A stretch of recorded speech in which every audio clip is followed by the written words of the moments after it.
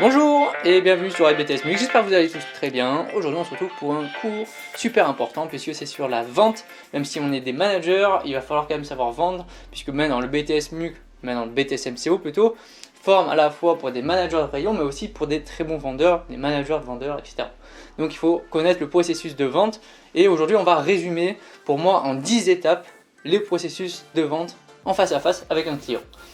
Sur ce, évidemment avant de commencer, n'oublie pas de t'abonner à la chaîne YouTube pour suivre toutes nos vidéos, surtout si tu es en BTS MUC ou en BTS MCO, pour avoir accès à toutes nos vidéos et pour réussir ton BTS. Pour aller plus loin, tu peux même venir sur notre site pour avoir des formations et pour gagner du temps. Notamment, là, je vais principalement résumer les étapes de vente, mais si tu veux en savoir encore plus, on a un cours spécialement dédié à ça sur notre site. Voilà, on va commencer tout de suite par la première étape du processus de vente qui est peut-être l'une des plus importantes, c'est la phase de préparation. Alors la phase de préparation, tout simplement, il s'agit de mettre en avant le produit avant que le client il arrive, de connaître son offre, de connaître sa concurrence, etc. D'être bien habillé, voilà. C'est toute la phase de préparation qui est mine de rien super importante puisqu'il faut connaître quand même le produit qu'on vend. Rien de pire que quand un client connaît plus que le vendeur et que le vendeur n'est pas capable de renseigner. Donc la phase étude de son offre, étude de ses caractéristiques produits, de la concurrence est super importante. C'est la phase de préparation, c'est la phase numéro 1. La phase numéro 2, ça va être l'accueil du client, évidemment, avec, il y a plusieurs cas possibles, soit le client il vient directement vers vous, soit c'est vous qui allez vers le client, voilà, il y a plein de cas qui sont possibles, ça peut être à l'accueil, et l'accueil client est super important puisqu'on n'a pas deux occasions de faire une très bonne première impression, donc il faut que cet accueil soit super travaillé, qu'il soit souriant, qu'il soit avenant, parce que bon, rien de pire de tomber sur un vendeur qui n'a même pas envie de nous parler, finalement, quand on se place du côté du client. Et bien sûr, il y a plein de règles de politesse, d'attitude à avoir. Si vous avez un vendeur qui est complètement avachi sur son bureau, est-ce que vous avez envie d'aller le voir? Pas du tout. Donc il faut vraiment donner l'exemple, être vachement auprès de la clientèle et faire très attention à notre posture ou à notre gestuelle. Donc ça c'est la phase accueil. Troisième phase, étape numéro 3, ça va être la découverte des clients, une phase qui va être super importante puisque grâce à cette phase, on va pouvoir proposer des produits adaptés. Si on ne découvre pas bien son client, on va proposer des produits que le client ne voudra même pas, donc il nous dira non, tout simplement. Donc l'enjeu principal, bien sûr, c'est de connaître ses besoins, de connaître pourquoi est-ce qu'il veut acheter ça, quels seront les arguments qui vont justement lui faire mouche, qui vont lui parler. Parce que si par exemple le client il veut quelque chose que justement le produit que vous proposez il est bien, mais que quand vous allez vouloir le vendre, vous allez proposer des arguments qui n'ont rien à voir avec ce qu'il recherche, il va peut-être dire non finalement et ça va lui faire douter. Donc après, bien sûr, il y a plein de types de méthodes de découverte, mais ça sera l'occasion de faire une autre vidéo où vous pouvez venir prendre notre cours sur notre site et vous avez tout. Voilà, mais en tout cas, la phase numéro 3, c'est la phase de découverte du client qui est super importante. C'est peut-être la deuxième phase la plus importante. L'étape numéro 4 pour moi, ça va être une fois qu'on a découvert le client, ça va être de reformuler ce qui a été dit pour vraiment s'assurer qu'on a bien compris les besoins du client, et ça permet aussi d'avoir ce qu'on appelle le premier oui du client. Donc, et bien sûr, un premier oui, souvent ça en engage plusieurs derrière, alors que si on commence par un non, ça risque d'être compliqué. Donc le premier oui, c'est tout simplement, on reformule, les clients valident justement ce qu'on a dit, et après on peut passer à l'étape numéro 5, ça va être de choisir les bons produits. Et quand on fait le choix du bon produit, il ne faut jamais choisir un seul produit. Pourquoi? On va choisir toujours deux produits pour les proposer au client, parce que le client il aura le choix entre le produit A et le produit B. Si vous proposez qu'un seul produit, qu'est-ce qui va se passer? Il suffit que que vous avez fait une mauvaise phase de découverte, que vous proposez un produit A par exemple, et vous proposez rien à côté, et le produit A il correspond pas du tout. Le client il va avoir le choix entre prendre le produit A ou ne prendre rien.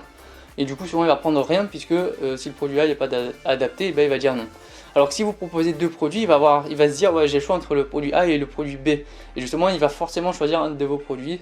Donc ça c'est une technique assez importante, c'est toujours proposer au moins deux produits au client.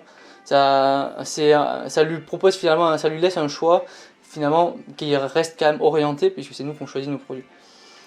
Et enfin non, on continue. Et étape numéro 6, ça va être, après une fois qu'on a choisi les bons produits qui sont adaptés aux besoins du client, ça va être l'argumentation qui est super importante puisque l'argumentation se construit et est adaptée à chaque client et elle se construit selon la découverte des clients. Selon le type de client qu'on a, on va choisir tel ou tel argument qui vont impacter le client, qui vont lui parler.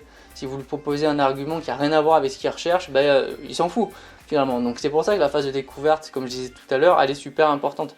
Parce que ça va vous permettre de construire une bonne argumentation. Une fois qu'on a fait notre argumentation, évidemment, le client va se poser plein de questions, il va peut-être avoir ce qu'on appelle des objections, donc il va falloir les traiter. Le client, il y a quelque chose qui va lui gêner ou qui ne va pas lui gêner d'ailleurs, il y a quelque chose qui va, il va pas bien sentir, il a un doute sur certaines choses et il va falloir justement élucider tout ça. Alors je vous épargne évidemment toute la partie traitement des objections parce qu'elle est super longue et sinon la vidéo ferait énormément de temps. Mais voilà, il y a plein de techniques pour traiter les objections, que ce soit avant, pendant ou après l'émission de l'objection. Toujours privilégier quand même, mon petit conseil, le traitement de l'objection immédiat. Parce que le problème c'est que si vous le traitez après, le client, même si vous avez parlé sur plein de choses, il aura toujours son objection en tête, il sera focalisé dessus. Et du coup il va même plus écouter ce que vous êtes en train de dire. Donc pour moi ce que je conseille c'est tout de suite vous traitez l'objection. Étape numéro 8, donc on arrive à la fin bientôt. Une fois qu'on a traité les objections, et on va pouvoir détecter justement des signaux d'achat. Et à partir de là, on va pouvoir conclure la vente. Donc conclure la vente en la menant en caisse, en faisant signer un bon de commande, un bon de livraison. Donc voilà, une fois qu'on a traité toutes les objections, le client semble conquis, il ne faut pas tarder. Il faut vraiment conclure la vente le plus rapidement possible puisque plus on va parler et plus on va être susceptible de ramener des choses qui vont peut-être gêner le client. Le client il a l'air d'être emballé, tout d'un coup vous lui dites un truc, il dit oula, là ça me met des doutes, je vais peut-être pas acheter finalement. Donc voilà, concluez toujours, faut toujours conclure votre vente très rapidement. Et donc 9e étape, une fois qu'on a vraiment conclu la vente, une fois qu'on a officialisé la vente finalement, on peut commencer à vendre des produits complémentaires ou des produits associés. Alors je vous rappelle rapidement la différence, la vente complémentaire c'est un produit qui est justement c'est un accessoire souvent, un produit qui est vraiment en lien direct avec le produit qu'on vend. Alors qu'une vente associée c'est par exemple, on est dans une boutique de textile par exemple, vous avez vendu un produit, vous voulez, et là vous avez une nouvelle collection, vous informez la clientèle ou le client ou la cliente qu'il y a telle ou telle collection qui vient d'arriver à l'autre bout du magasin et peut-être qu'il va vouloir acheter. Donc ça c'est la vente associée, c'est pas forcément en lien avec le produit qu'on vient de vendre.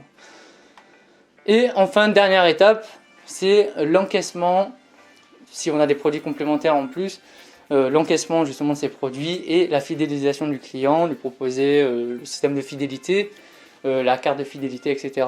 Donc ça, c'est pas forcément votre rôle si vous ne faites pas de l'encaissement, mais ce qui est important c'est d'accompagner le client vers la caisse pour ensuite la passer au caissier ou à la caissière pour l'encaissement. Donc voilà, ça c'était les 10 étapes de la vente, les 10 étapes résumées parce que c'est pareil, ce genre de cours ça peut prendre des heures et des heures, il y a plein de choses à voir dessus, mais au moins vous avez toutes les étapes importantes de la vente à retenir évidemment. Et même si vous êtes en BTS MUC pour votre ACRC sur votre fiche vente, peut-être qu'on va vous interroger dessus. On va vous dire quelles sont toutes les étapes justement de la vente et là vous pourrez ressortir un peu ce que je vous ai dit de façon un peu plus synthétique, encore plus synthétique pour énoncer toutes les étapes. J'espère que cette vidéo vous aura plu, qu'elle vous aura apporté des connaissances supplémentaires, des indications supplémentaires, parce que peut-être que votre prof il vous l'a appris différemment. Mais voilà, je vous ai mis principalement ce que je savais dessus, les étapes clés de la vente. N'oubliez pas de vous abonner, on se retrouve très bientôt pour une nouvelle vidéo. A bientôt, portez-vous bien, allez, bye bye.